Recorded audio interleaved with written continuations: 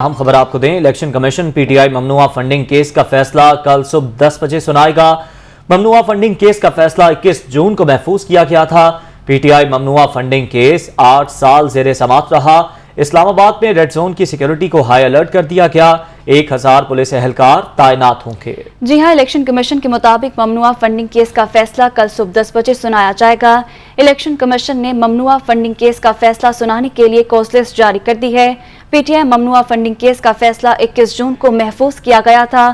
Cause list کے مطابق chief election commissioner اور الیکشن کمیشن کے دیگر 2 ارکان فیصلہ سنائیں گے۔